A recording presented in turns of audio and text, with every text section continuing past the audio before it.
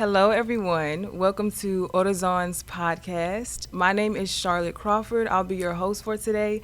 And today's topic is, what does it mean to be a leader? Now, with me, I have three beautiful women, all a part of a different generation. For our first guest, we have Christina Bigler, right here on the end, who is a part of the Millennial Generation.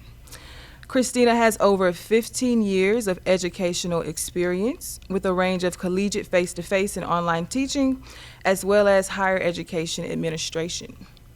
Thank you so much for having me. Absolutely. Thank you for being here. And next we have Micaela, who is a part of the Gen X generation, and she is the founder of ORIZON. Thank you for being here. Thank you. And lastly, we have Cheryl Pumphrey, who is a part of the baby boomer generation.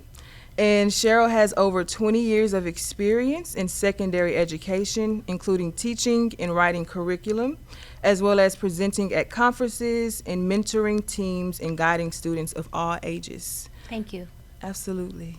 One of the reasons why I wanted to have today's conversation is because me, myself, being a young woman, as I go throughout the world, figure out who I am, who I want to be, I find it at times challenging to understand the world and understand why things are the way they are, how they came to be. And I find that talking to elders, people who came before us, or just people from different generations, it really helps me to understand what has happened, what hasn't happened, what should happen, what could possibly happen. And that's why I wanted to sit down with you ladies today to get different perspectives on leadership, but also life. My first question is, what is the difference between being a steward in your community versus being a leader in your community? Or do you believe they go hand in hand? Being a steward and being a leader often can overlap a lot of the responsibilities. A steward deals more with service. A leader, on the other hand, often has to be aware of overarching goals, long-term goals, what's happening around them, and also how to direct a group toward that goal, toward the future. Mm-hmm. And being aware of even other things that don't affect your cause directly, you do have to know what else is happening around you. Right. I definitely think stewardship has to do with more service-oriented work, whereas a leader, for example, even in teaching and education, it's important to know what bills and what laws are coming down. Because that directly affects us. There's different bills going on for online learning. There's different bills in terms of charter schools and funding and versus public. There's so many different avenues. Even when your child goes into high school, there's 5 different avenues you can pick in terms of a college career track, dual credit, a CLEP course, AP courses. There's so much to choose from, and as a leader you kind of have to look at the whole perimeter, see a little bit past it, and go in the best direction, and other people follow when it's a good way, it's a good path. Right. So how do you show up in your best as a leader? For me, it would be every day, hour by hour, minute by minute. And I mean that sincerely, even in terms of driving, not getting frustrated on the road with road rage or whatever you might have, especially living in Dallas. Yes, I understand, yes. And I'd like to add, you need to show up by being aware, by being alert, by have your target goals in mind, but also know what's happening around you and what else is affecting you. What are the objectives of the organization or the school, or even your own personal ones, because you'll need to know when to pivot. Right. And from hearing you guys' answers, I feel like a characteristic that a leader should have is self-awareness. Yes. That's what I have gained from you guys' answers. Would you agree with that, Christina? Crucial. Okay. It's crucial to have self-awareness. Okay. And not only self-awareness, but social awareness. Those soft skills that nobody talks about of reading a room is imperative, in my opinion. Yes. Self-awareness. So speaking about self-awareness, how do we use, as leaders, how do we use self-awareness to guide the next generation of leaders? I think it's important to know your overarching goals, and you need to lead with virtue, and you need to encourage others by your example to see that you are leading with virtue. Try and keep everything as projected as you can toward the end goal of what it is you want. Right. Christina? It's always important, in my opinion, that people want to aspire to be like something that is good, true, and beautiful. And if you exude those qualities in yourself, people will automatically be drawn to you and your mission. What are some resources that you could share with the next generation to grow? I have a resource, even though I don't think he's a sponsor, but if he wants to be, you let us know. Stephen Covey, 7 Habits of Highly Successful People, is a pivotal book. They interviewed lots of CEOs, very successful people, and asked them what they did every day differently than the average person. And it really helps you see things differently. At the end of the book, they have a survey for you so you can see where your gifts are and how you can enhance the gifts that you already have, or look at some of maybe your hindered areas. There's also another book I always recommend. It's called Now Discover Your Strengths. It's Cliff Finders. It's very popular now.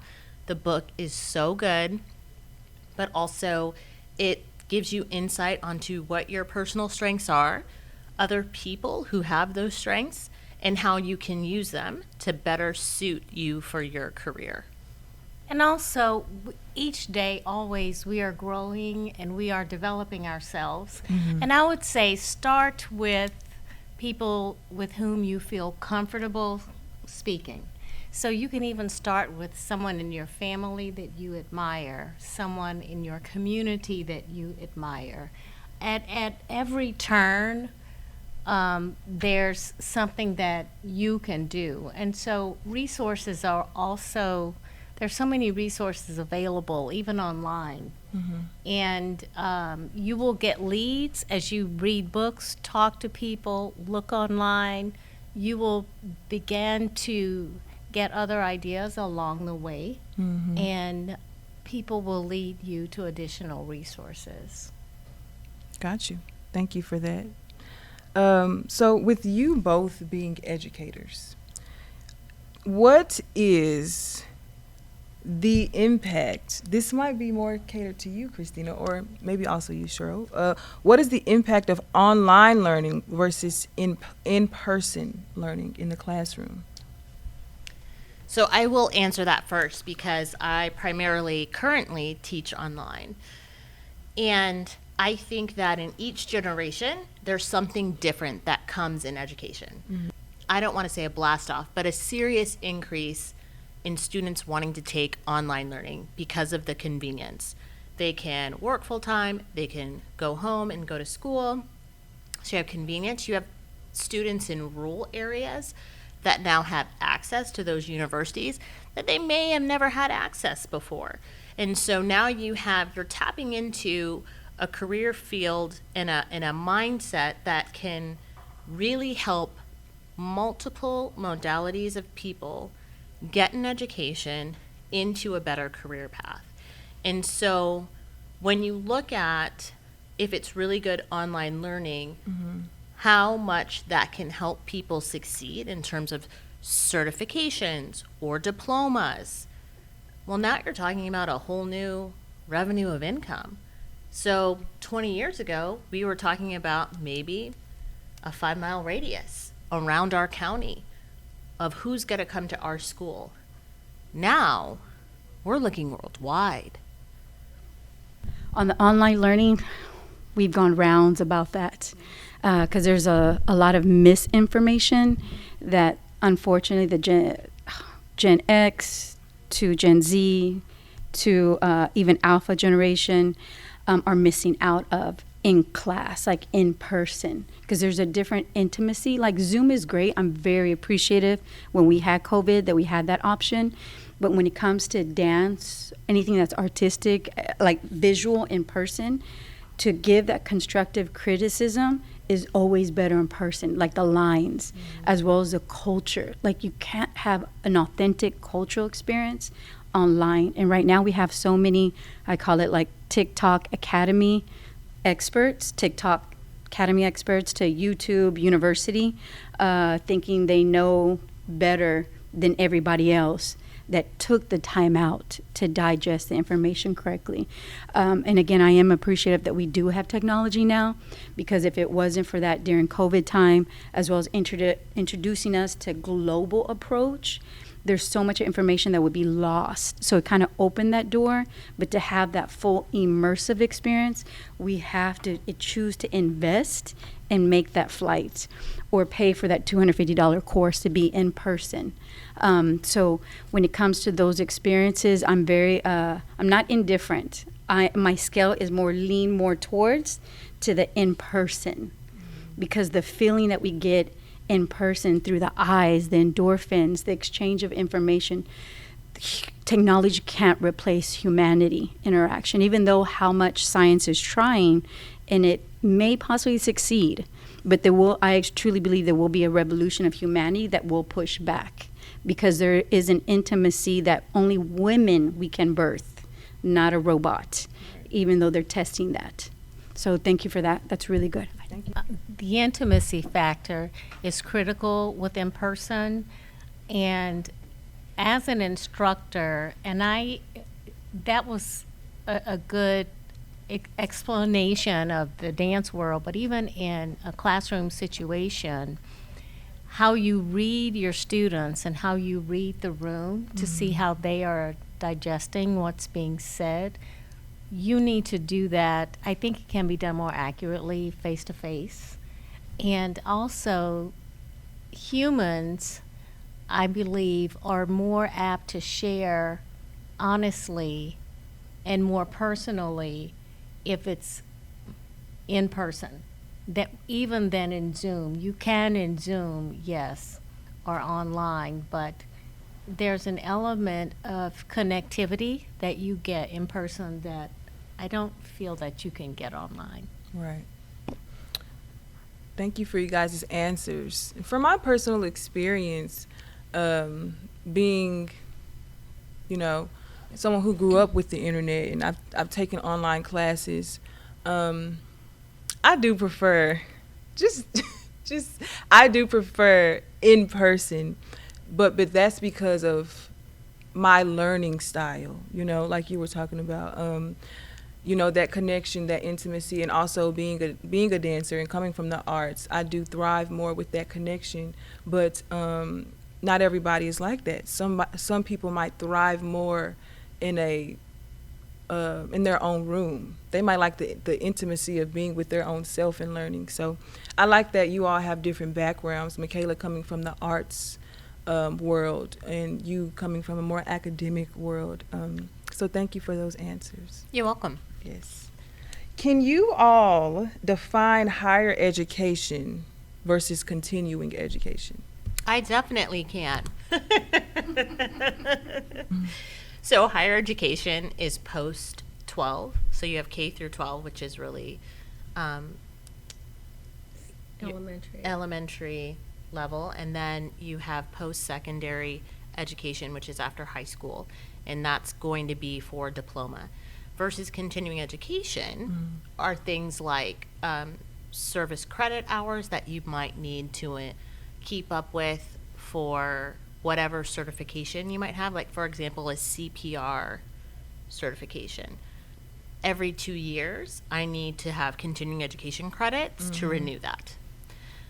So there's lots of things that continuing education does in the community for different facets of the community that really help. Also, we are lifelong learners. Humans are just always curious. And continuing education can be formal or informal. It can be something you've always been interested in at a university, or just something through your local library, or something through an organization.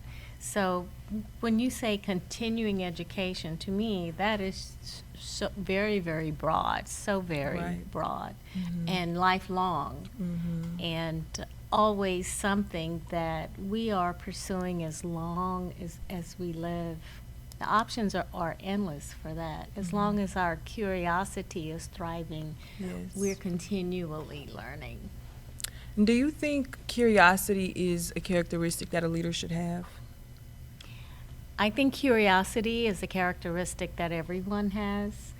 You will be curious about something, and I think that's often led by virtue. Is it going to be toward the good or the not so good? But we are always curious. We are always learning, and because I am the age I am, I know that it doesn't stop. It's Right. always Right. it's always in motion. So what has curiosity looked like for you throughout your life? That depends on a couple of things. Curiosity is related to what's happening in your life, but also what's happening into the world. It's what is happening to the people who love you.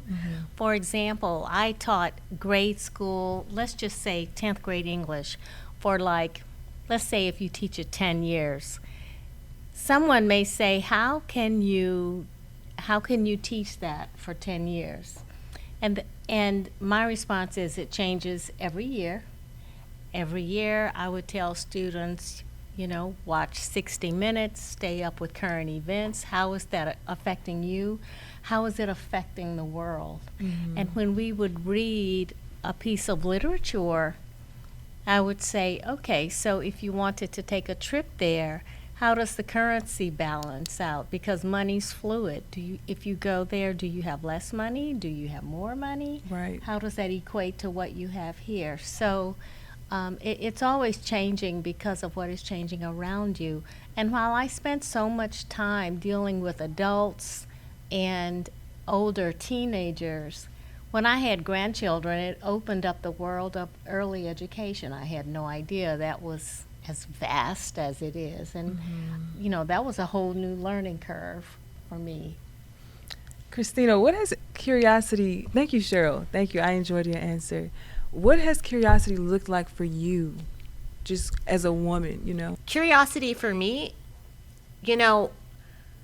I had the mindset when I was younger that I would go to school, I would finish my undergrad, and then I would go into my career field, and that was the end of my schooling.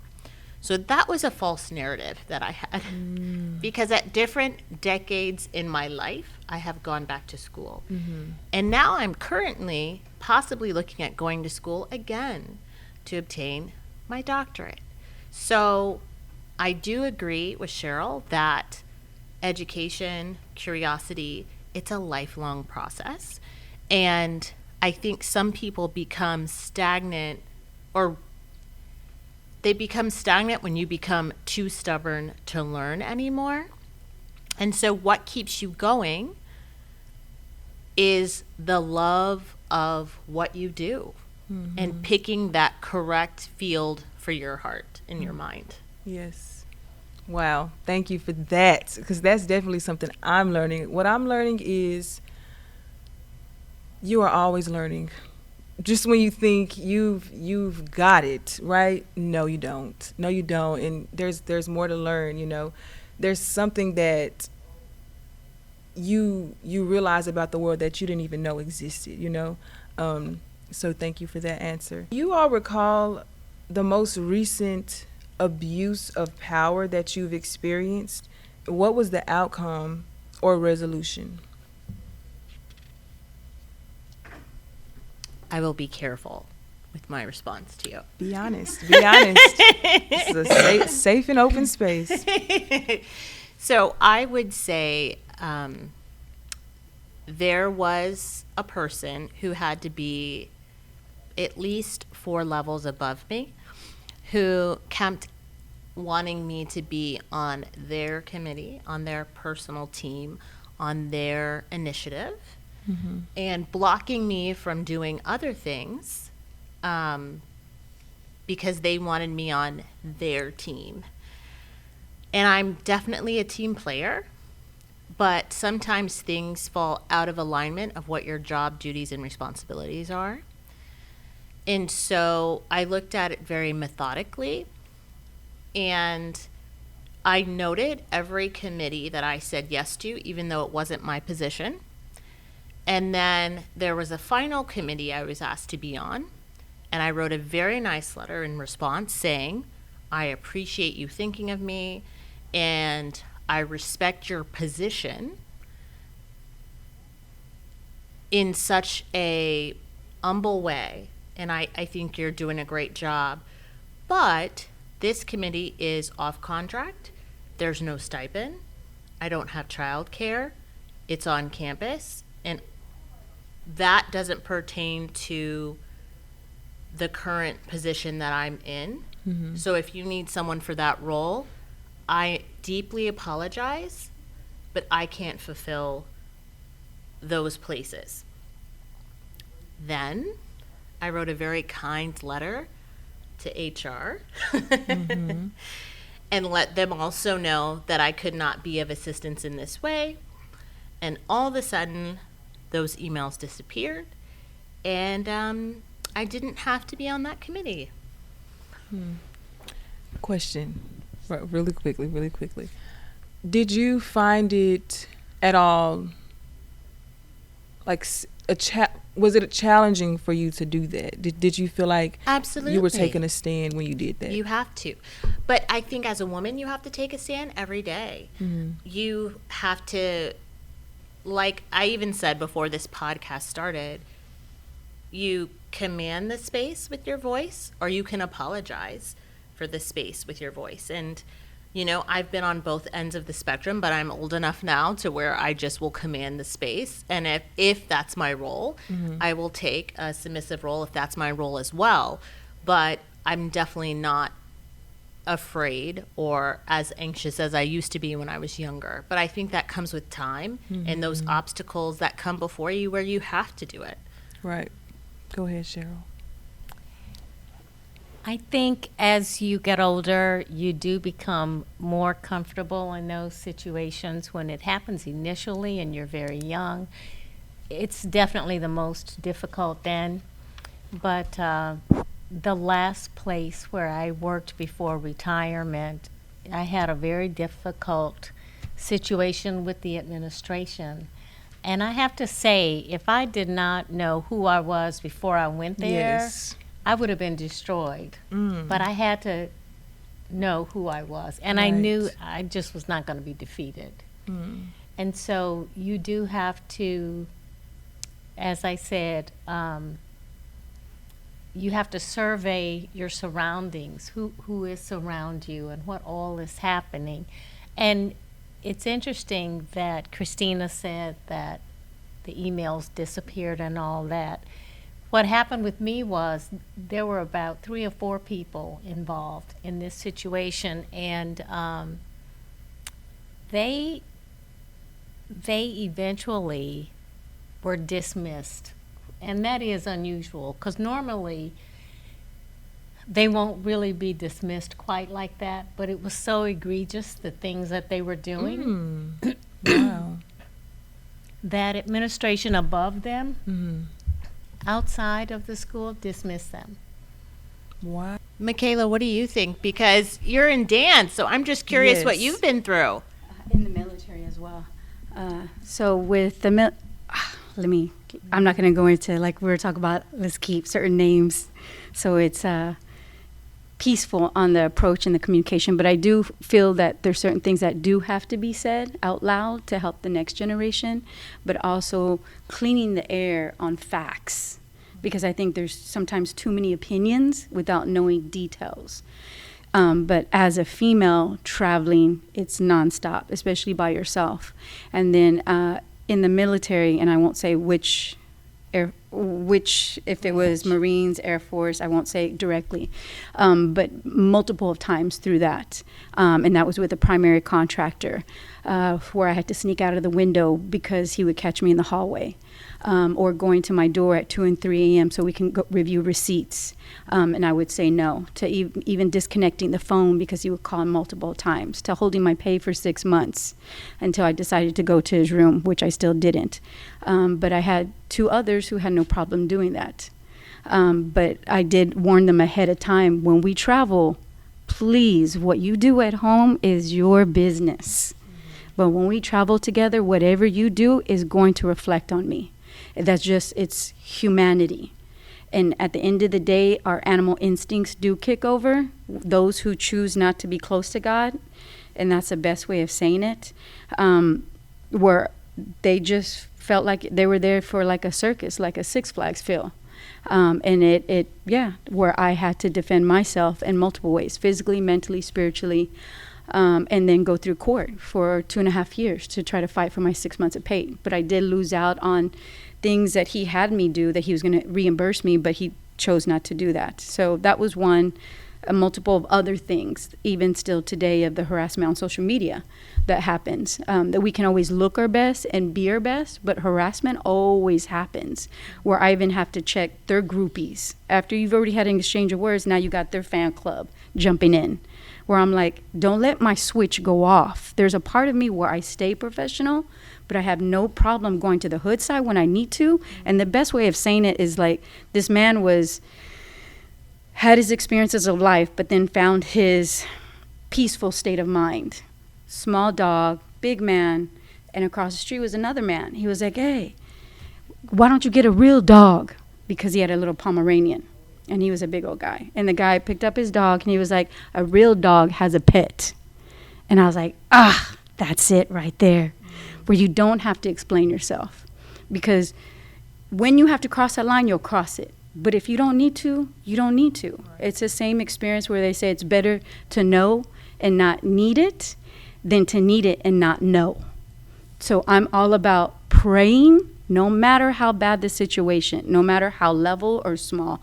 Pray, and the voice of God will always show you. Always, always, always. And when I say always, you can travel and say, today it's going to be a good day. I'm going to think positive. Nothing's going to happen. When you're in other countries, shit just happens. Mm-hmm. And so you have to be connected to God to hear the voice of God. So if God says be prepared, you have to fight. And you're like, no, I don't want to fight. You have to fight. Mm-hmm. You have to listen. Right. If not, it takes you to a different vibration for living. But God's always there showing us. It's just up to us if we're willing to really gravitate to that information or ignore it. And I think that's why where the world is at right now, because there's been too many people ignoring it versus being in the front line. So thank you for that question. It was good. Thank you. That leads me to my next question. How do you hold people accountable for their bad behavior, but also keep that professionalism or that calmness, that connection to God without going off on people? How do you hold them accountable but still keep who you are, that virtue?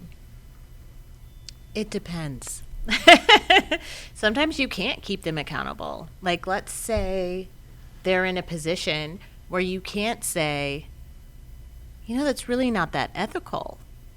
Sometimes you can't say anything.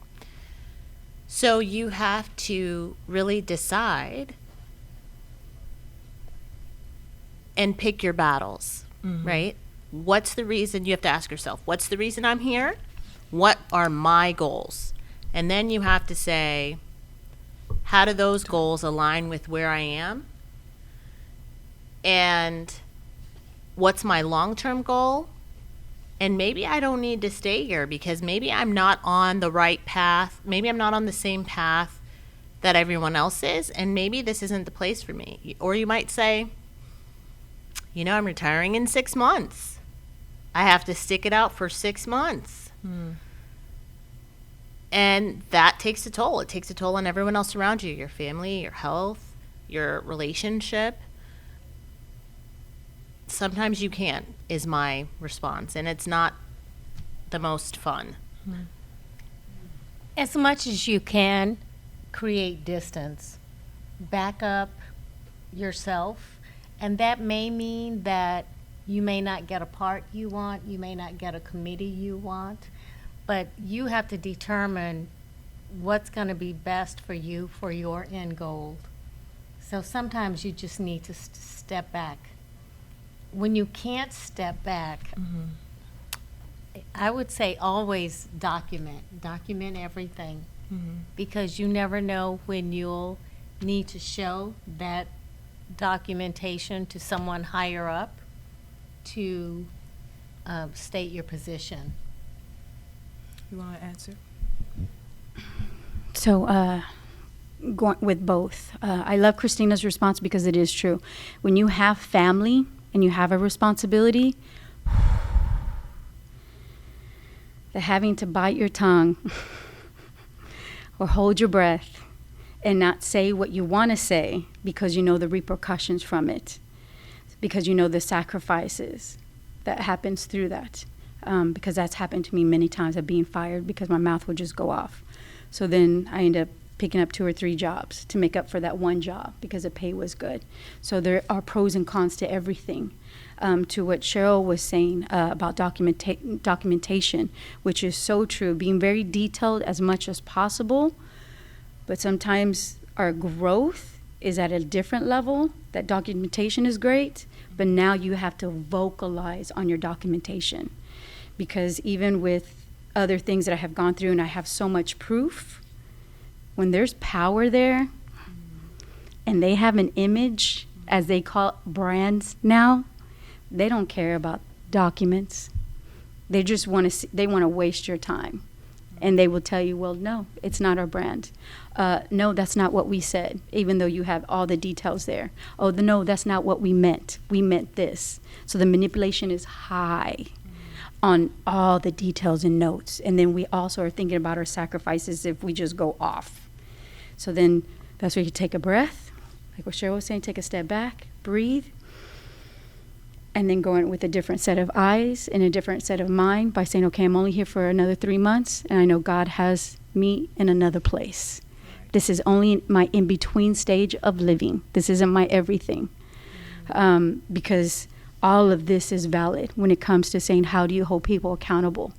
The only reason I went ahead and held on to that court hearing and kept on showing up, because he knew I was going to get tired first. Because coming from no money, coming from no power, and then being adopted and living in different homes, she was like, this is going to be easy feed. But because I was thinking of all the ancestors, that they were never giving a time and a place, that I was like, if I have to walk there, I will walk for 2 hours to get to courthouse, because I had nothing left. So that's the only reason why I kept on fighting. I was still a single mom. So there is a sanity that you start to lose because now you tapped into that side.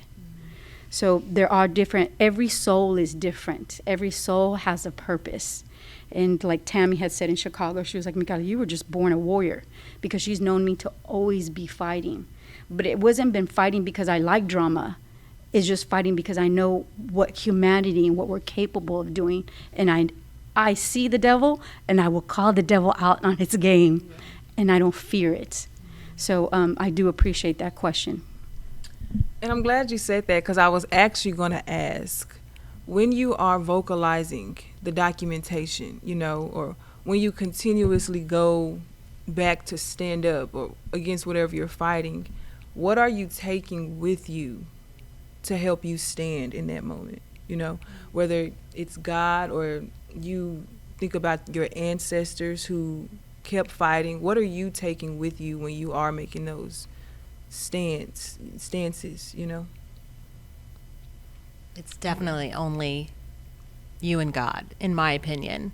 It's whatever prayers you say at home, and okay, be with me, and we're going. And he says, be not afraid, and I am with you always. Amen. There is a picture on the internet of a little girl wearing a crown. I don't know if you've seen it, but she said, on my darkest days, I have to remember whose daughter I am and say, wait a minute, let me straighten my crown. Mm-hmm. So you do have to remember who you are and that you're better than this situation, and it's not going to go down like this. Right.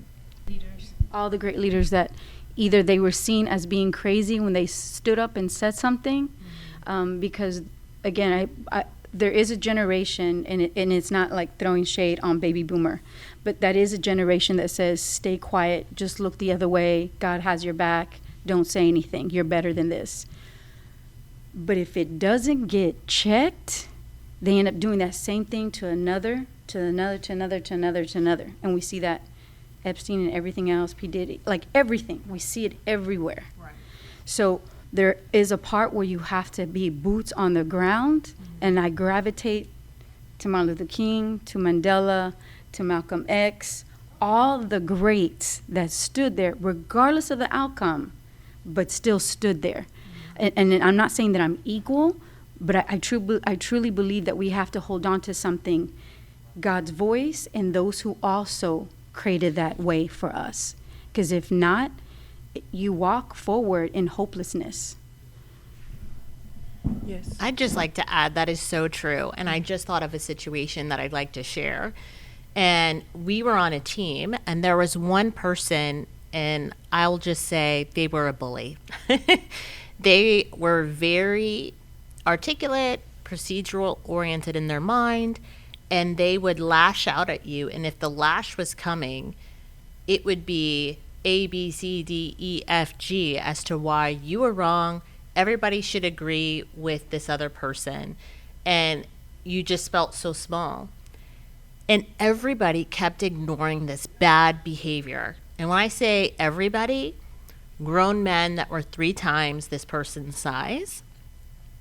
She was a female, but she was very attack oriented, and that's how she won her battles. And one day we were in a meeting, and there were like 5 different departments, and she started her bullying rant. And I was just, I paused because I was in shock. I'm like, it's been 10 years.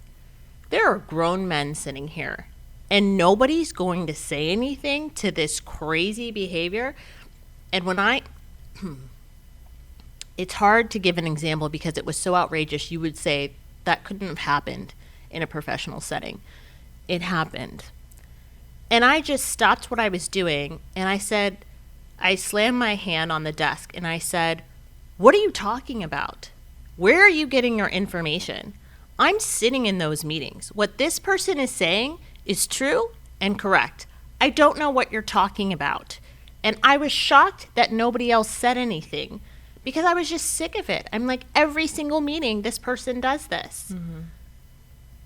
When I did that, everybody was like, did Christina say something? I mean, everybody turned and looked at me like, what's going to happen next? And she said, oh.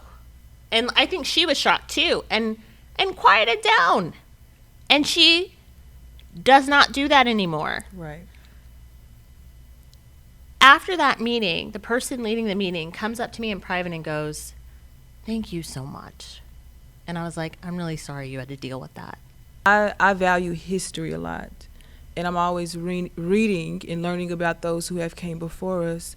And when I asked you, who do you guys take with you, when you are taking these stances, for me, it is God. And it's also everybody that has came before us that truly, when I think about them, it gives me power and the strength to take whatever stance I'm taking. I have a great aunt who always says to me, Charlotte, whenever you have to do something that feels challenging, just picture everybody that has came before you that never stopped fighting, is with you. So that's what I picture, if I'm in a challenging situation or something like that. My next question for you all is, how do you help people so that they don't step on the same bomb or predator? Anyone can answer. It depends how close they are. It depends what relationship you have with them. I would say it depends on, I have to assess what's their ability to receive what I'm going to say. Okay. They may not be in a position where they can receive it. They may say, oh, but they're powerful, and oh, they can approve this or that. But usually after some time and they began to see the landscape, they'll get to a place where they can receive. But when you say something to someone, they have to be able to receive it. Right. That's good. So with technology, I don't do the blasting because I find that to be pointless. There's a Nigerian proverb that one of the ladies had told me when I was having a situation in 2023. She goes, Micaela, in our culture, she goes, if you yell back and if people don't know the full context, you end up looking like the crazy one, even though he was shouting or she was shouting first. So the best way, I listen to her and I value that, but I still choose not to look the other way, no matter what situation it is. Because I always feel like if they've done it once, I can imagine if they're married and how he treats his wife or his children, where I have to communicate. So if I know if it's a special event and I know other, let's say, artists are affiliated or other judges, whatever it may be, then I reach out to those judges. I'm like, hey, can we sit down and talk? I just want to let you know who you're collaborating with that you may not know that person's characteristics. So I reach that approach. If there is a internet or social media blast, I do a lot of praying first if I should communicate back, and I've only done it one time. But it's because God showed me different things where it's like, you have to speak back. And because of technology, and that's a thing that's different now, that because that's a different energy, they don't, both ways, pros and cons. The one who yells first doesn't know that that's never deleted. You think that it's deleted, but when you give it to a government source, they can open it back up with that file with those exact same HTML numbers. So it's never really trash. It's just hiding in a different folder. So that's one. That's A. And then B, you don't know the repercussions you're going to get. Like if that's going to blacklist you in something else, or if someone's going to take that out of context and use that for something else. So there's many different layers and many different levels, but because of technology, you do have to acknowledge. You can't, unless you have good PR, the PR can go in there and clean house. But for those who don't have that money, you do have to pray and you do have to speak back. Because now for us in business, it does hurt you if you don't say something or do something. Because it makes it look like, even though, especially if that person has a lot of following, that following does have power. And so it can put a dent in you. It can't hurt you the rest of your life, but it can put a dent. So in order for you to, because who you're building as yourself, if it's a brand or if it's movement, you have to communicate back. But you have to utilize your words and make sure that your words have power and references. And that's all you need. And you leave it. And you don't revisit it. I only revisit it when the groupies are still hit me up. Then I'm like, oh, you want some too? Okay, let's go. Got you. So you have to be very strategic with your words. When it comes to social media blasting, do you find that happens more so with the younger generation, or does it also happen with the older generation? What is your experience with that, with the different generations? It's definitely the younger, because the youngers haven't been introduced to papaos. Because now we have reached a different level. Let's talk about the feelings, which feelings are great. I'm not denying that. But it's like there's no fear now. Because I stubbed my toe, I'm going to get on social media and yell because the library should have been closing their door right, or they should have been having a rubber stomp on their door. No, that's not how life is. We're meant to go through growing pains, and growing pains are not easy, or it wouldn't be called growing pains. It would be called positive acumen. I don't know, something that makes you feel good because it's fun and flowers. So I have to find comedy in that because I do believe that it's our responsibility to hold the next generation accountable, because if we don't, it's like releasing wild animals. And that's where we're at, where there's no filter, because they feel like it's like showing up to church in your chanclas and booty shorts.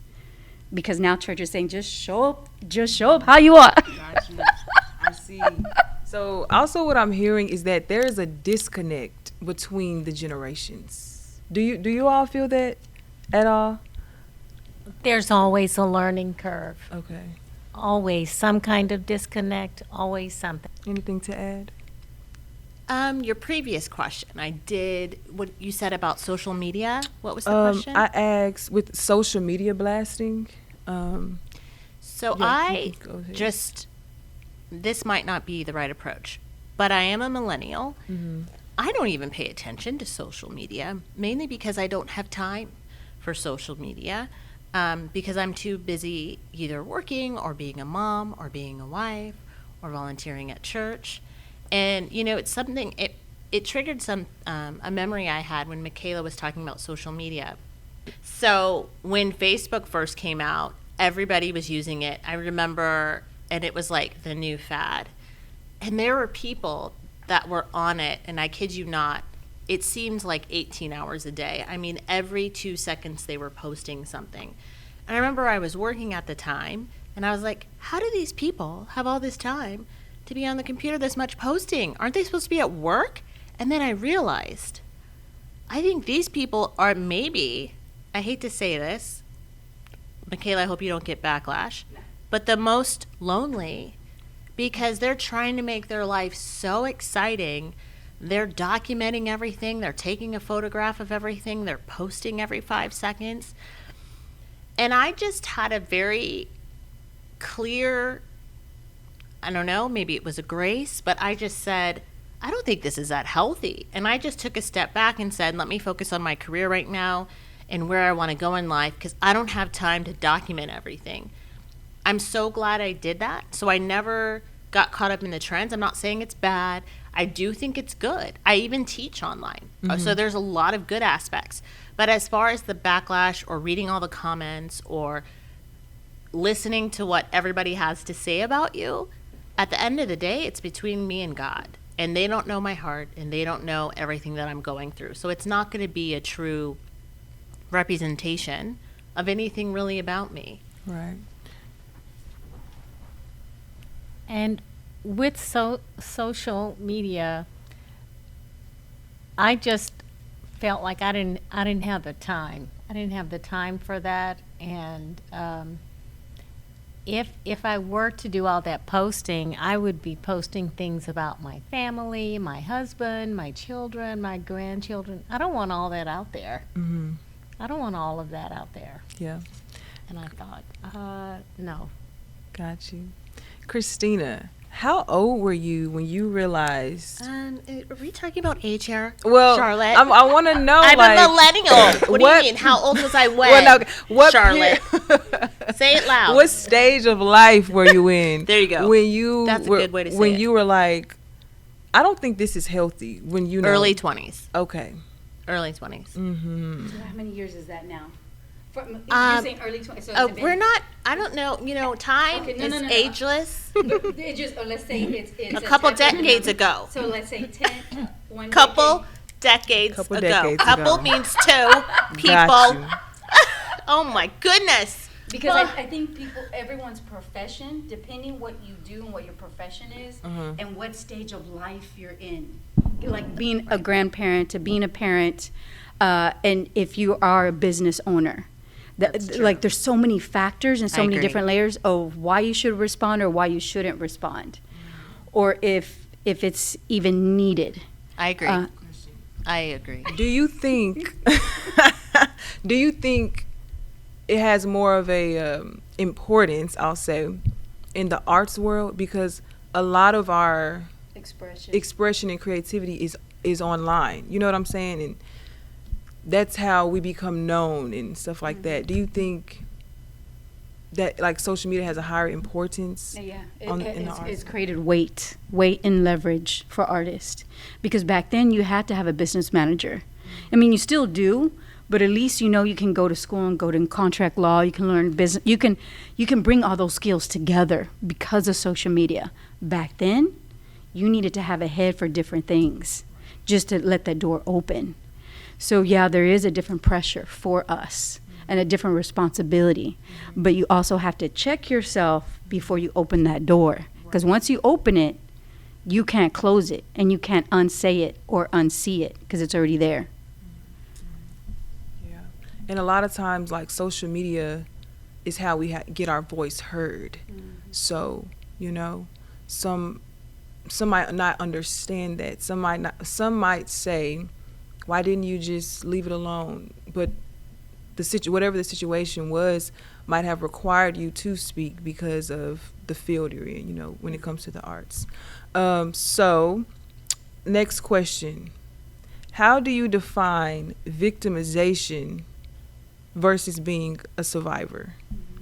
With victimization, I think you're stuck and you can't move past it.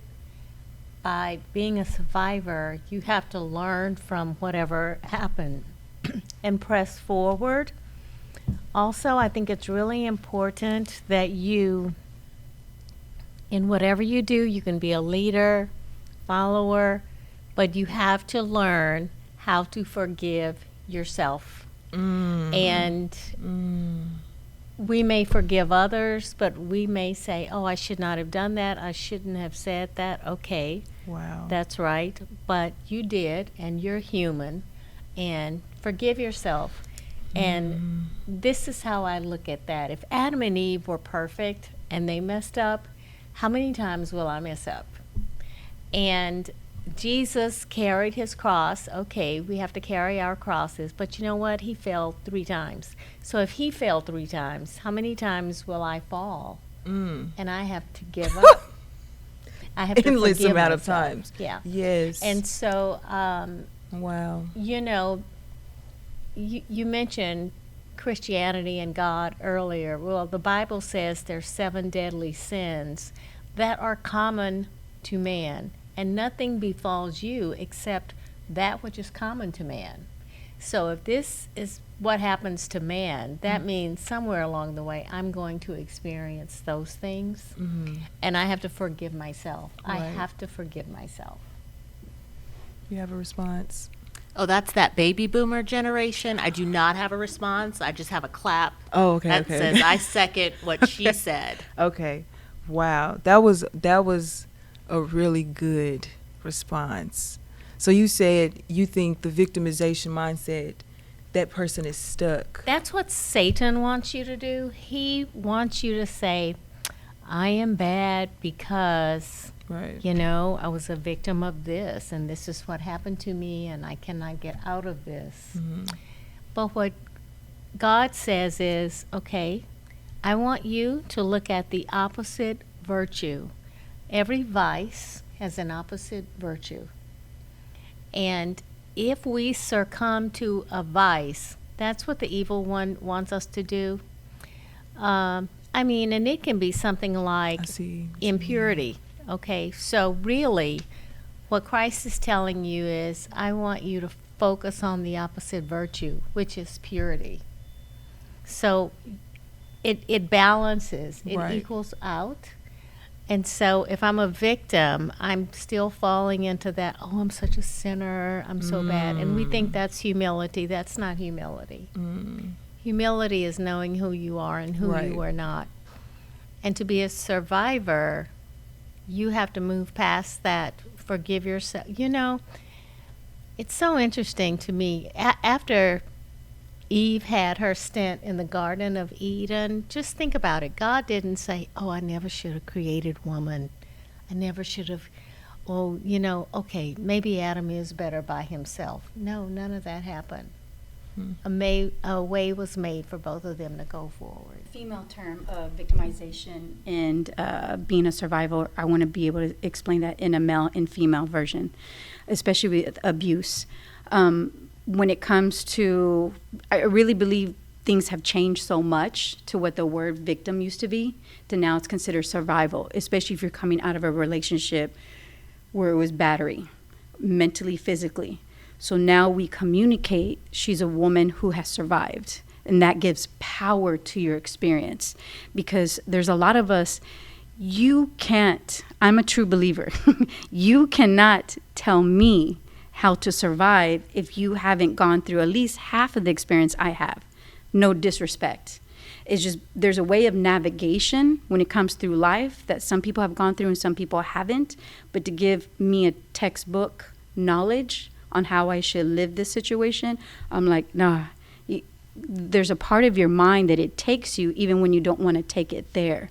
So I'm a very strong believer to say really utilize the word as survivor no matter what that may be. Because when men go through it, no matter what it may be, they're always looked at, they're survivors. They're going to get back in the game. They just had 3 surgeries. They're survivors. For us, if we go through surgery, we stay quiet. If we're pregnant, we stay quiet. Because we know what it is to have those things taken from us. Because that's the power of victimization. Not because we're claiming it, not because we wanted it, it's because society has put it there. It wasn't until, I'm gonna really say your generation, where you can wear that cute little half top while you're pregnant and just showing it and painting yes. Us, Gen X, oh no. Because we wanted to survive and have a job and be pregnant. So our choices, because of the regulation of humanity, was so different. And I still saw that in Africa. Women were hiding the pregnancy because the job would be taken. So I'm saying like the energy of those 2 words is very different around the world because laws of humanity. So thank you for that, because that's really good. Christina? I just wanted to say that I don't really see myself as a victim or a survivor. And in my 20s, if you would have asked me the same question, I would have victimized myself all day long to explain as to why I was the biggest victim in the whole world and why. And although there were some very challenging circumstances, I'm not taking away from anything that I've been through. I've been through a lot in my life, many different facets. But I see myself mostly as a person on a journey who's working as hard as they can to get to the other side. And I don't define that as a victim or survivor, yet I have done both of those things in my life. Thank you for that.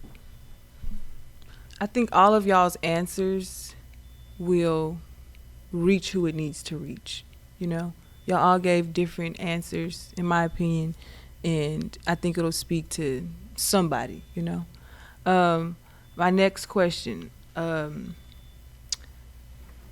how common is gaslighting an experience?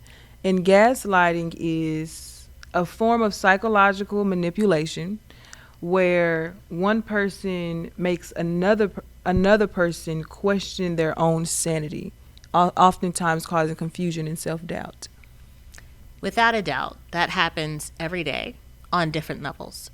I went to the local 7-Eleven, and this man in front of me said he heard my total, and it was like I was getting a banana, and I want to say it was like 79 cents or something like that. And he's like, "Oh, do you need a penny? Sure don't mind blessing somebody today." And I was like, get away from me. This person is trying to hit on me, and it's annoying, and I'm not interested. So I ignored them, and then they spoke louder, like a penny is like a super blessing. And I was like, if you'll just excuse me, I'll be out of here in 1 second. So it was like hand, verbal, I'm not interested, move on. That is a small situation in a day, but things like that happen all the time depending on where you are. Even picking up my children from car line. There's just so many experiences I could tell you about. Exactly. I had one the other day. There you go. Can I be honest on here? On this podcast? I was driving, and we have it's a 2-way street, right, where we live, But during the school hours with pickup time, it turned into one-way street. They just changed it. I was not aware of it. So I turned down the street, and at that time it's a one-way street. So I was going the wrong way, right? I was in the wrong, but was not aware. So I could barely get through. The cars were backing up, right? The kids were being picked up from school.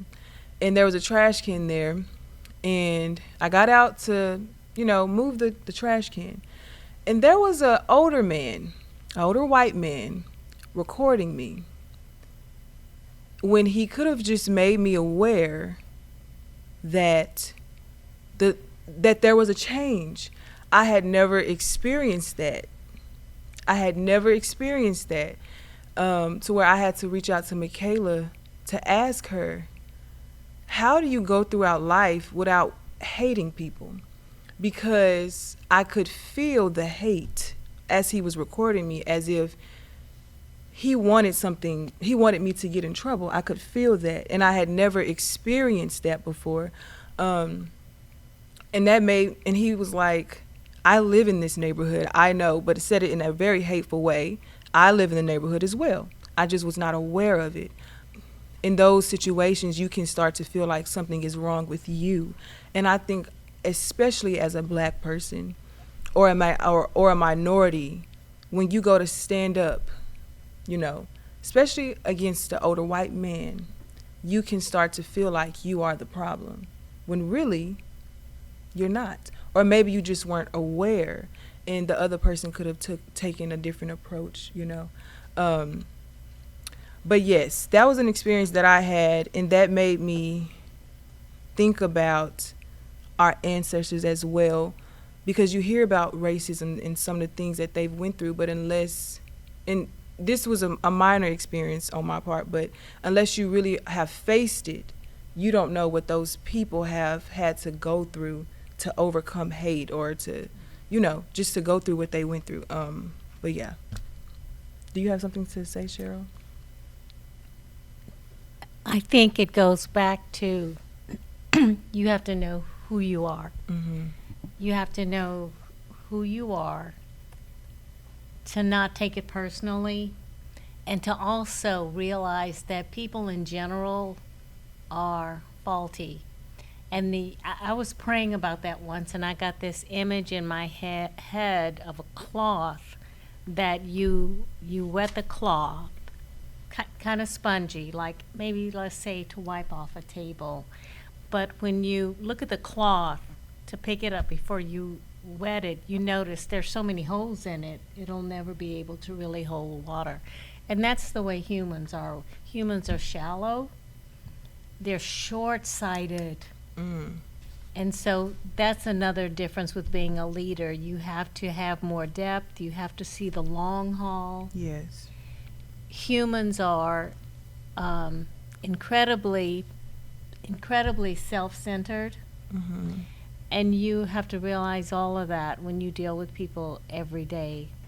They're just, really, honestly, it's amazing how we get anything done, because, you're not really working with a whole lot, Mm-hmm. and you change even in the course of your life. You become more aware of distance and scope and growth.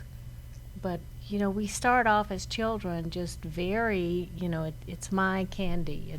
Everything is about me. And it's a painful journey to learn that it's really not just about you. Mm-hmm. But back to the little girl with the crown, we have to realize whose daughter we are, to whom we belong, and go forward. Right. Thank you. Did you want to, or Christina, did you have anything? Did you want to add? I might have been a different person if you were have raised me. Who, me? No. Oh, Cheryl. Cheryl. Charlotte was like, no way in hell would that have happened. Because your peaceful nature to see shit for how it is, but still smile. My backwards approach to that beautiful way of communication. When I brought my professors from Kingston and I took them to Subway in Louisville, giving their change and then getting their change back, the cashier just goes like this versus putting it in the hand. I was like, slid it back. They're like, no, it's okay. And I was like, no, you're going to pick that up and you're going to place it in his hand. Oh, and then he was like, it's okay, no problem. And I was like, no, it is a problem. You're not going to disrespect him. And then she was like, why'd you do it? And I was like, no, don't give me no excuses. Grab the cash and the coins and place it in his hand out of respect. He's a professor from Jamaica. And she goes, oh. And then she grabbed it and then just put it in his hand. I was like, thank you. And we'll take our sandwiches now. And then we grabbed our sandwiches and left. And I had to explain the conditions that has been normalized here for so long. Because he couldn't understand. He just thought maybe her hands were dirty or, justifying her actions. And for me, I respect those, especially my elders, so much that I'm the one, I see it and I call it because of my respect for the elders and those in my circle that I love so much and I treasure. So thank you for how you respond, because it was beautiful, Cheryl. Yes. Are there any affirmations, scriptures, or quotes you stay connected with in order to navigate forward against all odds? One quote that I would tell my students and just anyone that I was mentoring, I would say, remember whatever happens to you. It's interesting because I've taught school in very wealthy neighborhoods and very low income neighborhoods. And in the wealthy neighborhoods where the students felt incredibly entitled, I would say the world is not just about you and your neighborhood. The world is a lot bigger. And what are you going to do for the world? You have to bring them out of their selfishness. Yeah. With very low-income neighborhoods, my students would say, it doesn't matter what I do because things just happen to me. And I would say, no, things don't happen to you. Don't just happen to you, because you always have a choice. You can choose virtue. You can make a different choice. You don't have to stay where you are. You can make a difference. There are people who are in this situation and they get out of it, and you can do that too. And on the other end of the very wealthy students, I could see students a couple of months into the school year broadening their love and thinking about, that's where you get great philanthropists doing great things, and they don't have to. Yeah. So in different situations, they need to be fed different things. But one thing I told all of my students is with, it's almost kind of popular, or they go through stages where it's kind of popular to be angry, to be defiant. And I would say to them, it is always better to light a candle than curse the darkness. If you curse the darkness, what do you have? Nothing, and you sit in it and you stew. Nothing good comes from that. But if you light a candle in the darkest, densest room, there will be light. Mm-hmm. And you can make a more informed decision. Decisions and choices. Ooh. Wow. Yeah. And circumstances always change throughout your life. And there's another one. There's a poem. I'll try to get it for you. You may have a group of friends who are very supportive, and you may be in a very comfortable spot, but you will not always be there. Because even if you say, nope, I'm staying here, I am not moving, I will tell you that the ground will shift beneath your feet, and the landscape will be different. So people who sit on the front row of your life will not always sit on the front row. And there are some doors that we have to walk through, and we have to walk through them alone. Yes, Christina. The mantra that I always use in everyday situations is Jesus, I trust in you. Whatever's happening, whatever's going on, I said my prayers, Jesus, I trust in you, and then let it be. Two of them. One from Khalil Gibran, especially for us as no matter what generation who birth kids, is remembering your kids come through you, but they're not of you. And that's by Khalil Gibran, who's a Lebanese poet. And my second one, which I will favor that with my Chicago sister, Granita. If you are silent about your pain, they will kill you and say you enjoyed it, by Zora Neale Hurston. And that's Hurston. Because I think both are true and both have its own purpose, place, and why. But those are the two that I gravitate to the most, especially working with so many different people, knowing that everybody's different, and respecting that there's space and the reasons why that they're here on Earth. Let's talk about code switching. Work voice versus personal environment. Like, what is y'all's experience being with code switching? Have y'all done it before, or what? What is y'all's experience with that? So you're saying acting a different way in a different situation? Well, I mean, we have to do that with our different roles as a daughter, a wife, a mother, our best friend. How do we speak with our best friend? And then how do we speak with our grandmother? So I think I need more clarification on your question. That's something that is critical that we have to do. I think I'm asking from a point of, like, being a black woman in different environments. Do you ever downplay your blackness? Okay, that's a totally Yes, different that's question. That's what I mean. Yeah, I should have clarified, but that's what I mean by code switching. Like, Christina's ready. are you changing to make other people comfortable, or to better get a point across, or are you downplaying I think your there are blackness? times when you first enter an environment like a workplace, I think you have to be mellow to assess the environment, to see what's going on. And even if there's a boss who's in charge, he may not or she may not really be the one calling the shots. You know, who's manipulating the boss.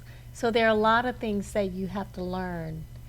As far as my ethnicity,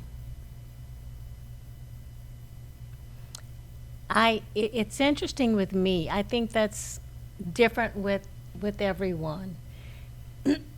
Because I do have like a kind of a quieter personality.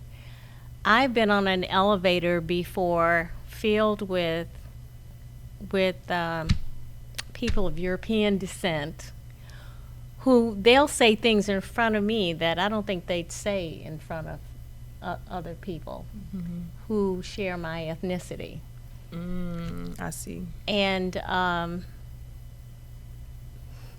it's so interesting because sometimes I have just let that go, and then other times I've said something. And yes, they're surprised, and they'll say, I never would have thought you felt that way, or So just for the record, I know sometimes people ask, so Cheryl, you consider yourself what ethnicity? I'm a Black American. Okay. So I also consider myself a Black American. And I also, when you asked your question about code switching, I immediately thought of, and then when you defined it, in my opinion, you defined it differently than how I would have defined it. So I think you alluded to something as people are saying you're losing your blackness or something like that. Or you may downplay. Or you're downplaying it or something like that. And to that, I always take offense to that response because who's making those definitions of whatever you think that is? Because I grew up with the Cosby Show, And my father's name is Clifford. Heathcliff was the character on the Cosby Show. And at the time in the 80s, it was very G-rated, family-friendly show. And I looked at them and I said, that's how my family acts. I would go to family reunions. Everybody would act that way. Does that mean all of us are not black? Everybody there was black. Not to mention the fact that I think there's a really good book. It's older, by Ruby K. Payne, called Understanding the Frameworks of Poverty. Mm-hmm. And she talks about the unspoken, hidden rules of how you are to act in the workplace that help you keep your job, versus the unspoken, hidden rules that hinder you from ever getting hired. And I think those people who are saying those things or asking those questions need to read that book to get a better framework so they can be a better leader and looking at the parameters and where they're going to go and how they're going to be successful. That's a very good book. It's called The Framework of Poverty, because our community, the Black American community, and I'm saying that because I've been to Africa, and what that taught me is I'm not African. I am American. But our community is not a monolith. It's separated by a lot of different things. And one, there's extreme poverty, and there's characteristics of that, all the way up to people who are quite wealthy.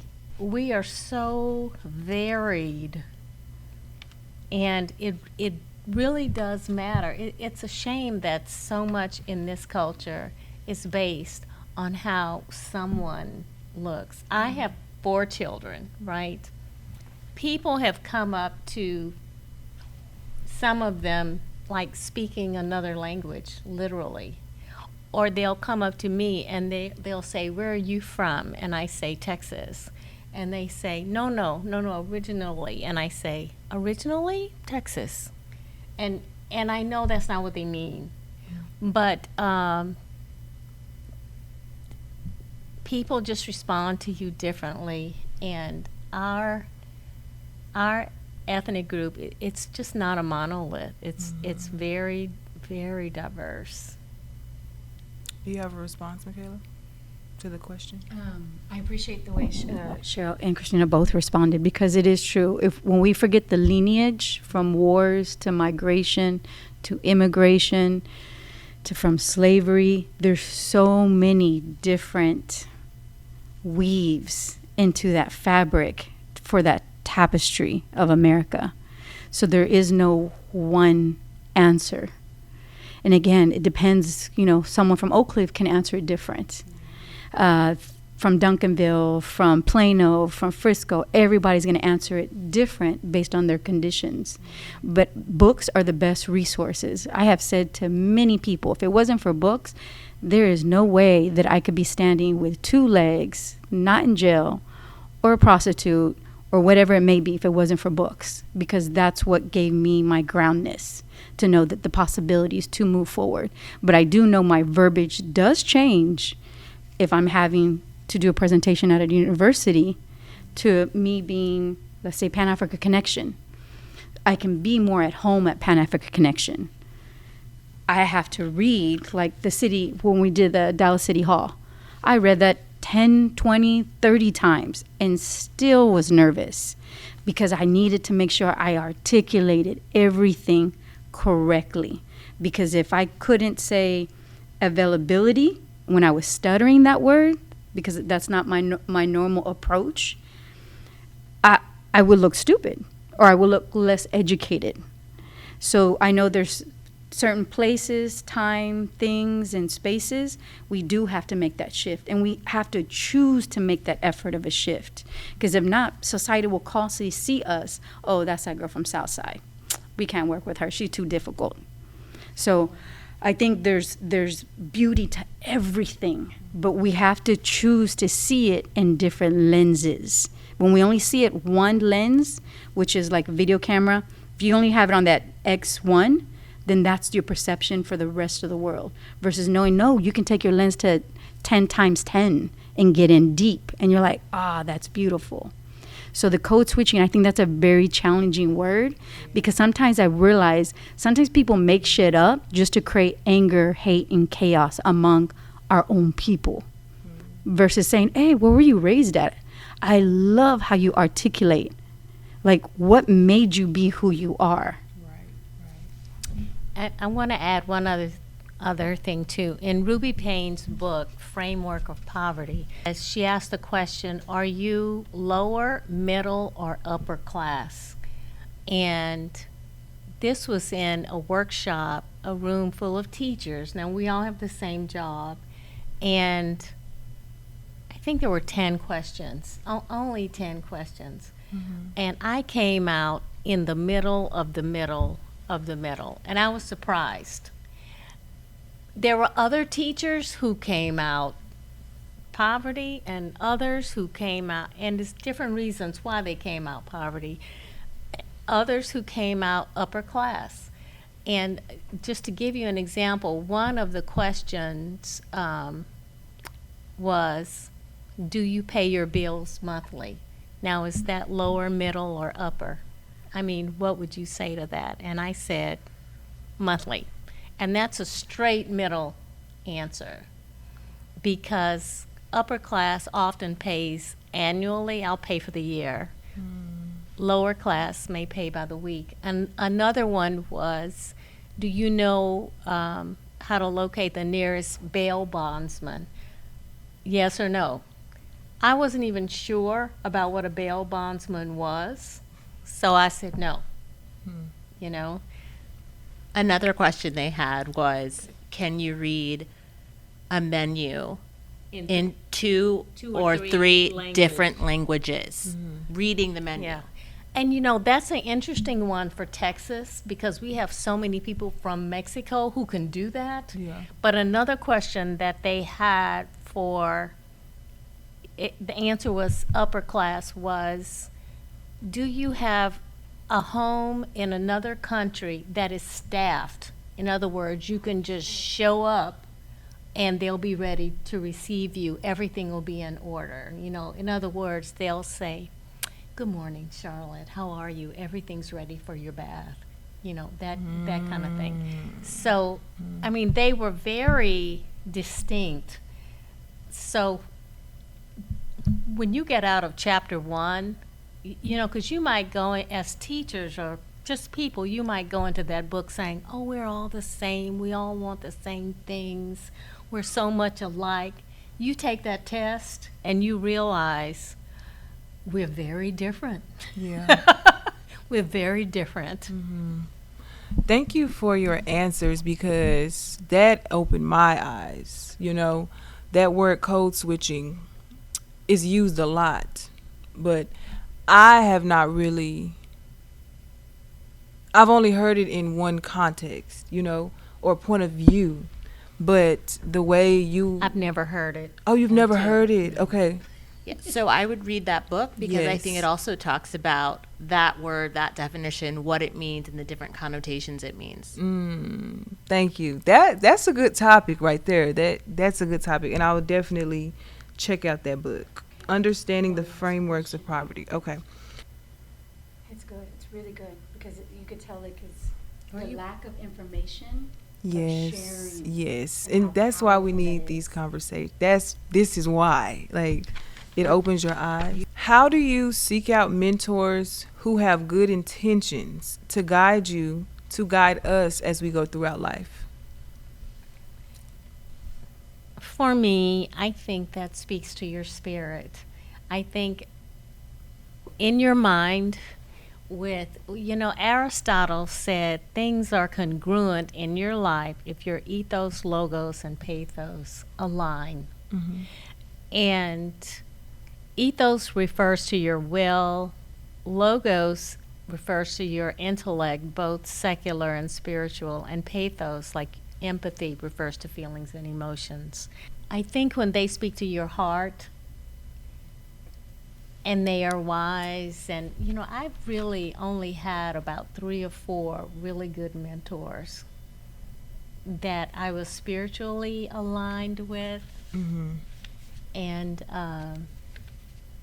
academically aligned with.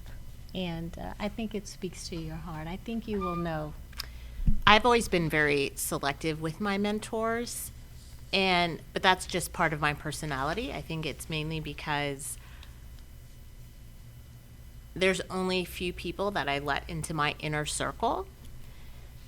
And one person I always knew that I could trust and always go to was my mother, who's very wise and very smart. And so I would always bounce ideas off of that person because I thought they always have my best intention. Outside of that, it's been very few and far between that I would trust as much as that person. Micaela. Every stage of life requires a different mentor. You won't have the same one, or should I say it's very rare, unless you're gifted with a mother like Cheryl. And that's just being realistic, because overall population, you are a gift in many families, your approach to living. But for everything I've done, I've had different mentors. And then when I go back and revisit them, if I'm here now, I can feel like that door has now closed because I no longer think like that person anymore. Nor do I have to show up to impress someone like I used to just to fit in, because now I'm on this side of knowing who you are as a person. And now my mentors who I have now is at a different caliber, who are strong activists in the community. Mm-hmm. So how do we begin? I think this question is for the younger generation. How do you begin to be a leader in your own life, understanding that at some point you must take initiative over your own life? Remember earlier I said that I taught students from very privileged backgrounds and those from lower income families, and even with the students from the lower income families, they would say, I don't have any control over anything. Things just happen to me. In my neighborhood, everybody does what this person says or that person, but I don't have any control. And I would say, oh, you always have control. Mm-hmm. Decide for virtue. And as best you can, bring virtue to that situation. But you always have a choice. You have a decision, because not everyone born into your circumstances stays there. Some people do, but not everybody. But you have to make different decisions, and there has to be a strong enough drive for you to want to change. But at every age, every day, always, you make a decision. So you have to lead your life, even if you're following someone. Hmm. Christina? I would say that life brings the leadership opportunities, and that's from living on your own, paying on all your own bills, raising your own children, making decisions that are for the betterment of your family instead of maybe your hidden, maybe selfish wants. And maybe this isn't true for everyone, but the moment that I had children, mm-hmm. and this is just me, I never went out anymore. There was no girls' night out. Now, do I miss things like that? Well, maybe I'll just do a luncheon or something at brunch. But I'm not going out on the town for New Year's Eve trying to live my best life. My best life is being the best mom I can be to my children. But that's also a more mature decision from someone who has a career and a mortgage and regular bills and who's married. Mm-hmm. So I think it comes with experience. Got you. I had a student once that I saw a lot of potential in. She did not see the potential in herself. And when she would go to lunch, she'd sit with a group of girls, and I would say, why do you sit with them? You're not like them, and you could do so much more. And she said, oh, I know. People tell me that sometimes. But those are my cousins. They live with us, or they live next door to us. And I would say, you know, there are going to be times when you're going to have to separate yourself from them then. If they do something that's really kind of shady, you're going to have to go in another room, or you're going to have to say, you know, I can't go with you today. Or even if you say, you know, I don't think so, let me think about it, or I don't feel well, whatever, but you're going to need to create some distance. And Family's hard. Family is Yeah. hard. yeah. Especially if you're raised in a certain way. And these were blood relatives. Because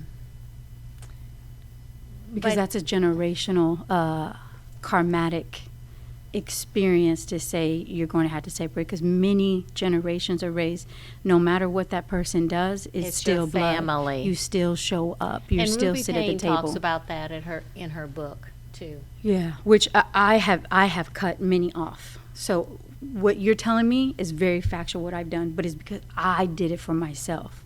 But it also created a lot of hate by saying, oh, quien se cree? Oh, she thinks she's all that now. Oh, she came from the hood, but now she thinks she all that. And it's weird. It's like you're having to revisit your younger self and love it and say, yes, that younger person made me who I am today, but it doesn't define me who the rest I am the rest of my life. But that right there of helping overall the kids understand, because depending on what age they are, that is very difficult. And also their ability to receive what you are saying. Yeah. They have to kind of want a change. It has to be something in them to grab on to what you're saying. Yeah. You have to want to change. Yeah, because I didn't officially do that until probably in You my have to late want 20s, early 30s. And it's not really the wanting, it's knowing that you have to. Because wanting is you'll see a struggle by saying I want it, but I just can't because we're blood. So when you cut it, it's an umbilical cord cut. Because if you entertain it, that vibration starts. Obi and I have had this discussion because he has said, well, it's the duality of life. You still have to love them, but then respect you. But I'm also a firm believer, like, those experiences can bleed into you and hold you accountable even if you don't want it. It still will. That's just who we are as humanity, of vibration, of energy back and forth, where you do have to distance yourself from others who are not wanting to grow or who always justify for bad behavior. So that is a powerful question. Any other thoughts? Nope. Okay, well, ladies, that is the end of today's podcast. I thank you all so much for taking, time out of your day to be here. I learned a lot, and I'm very grateful for y'all's wisdom. And I know that the viewers will also, get something from each of you as well. So thank you all. Thank you for having us. Yes. Thank you so much. Absolutely. Gen Z.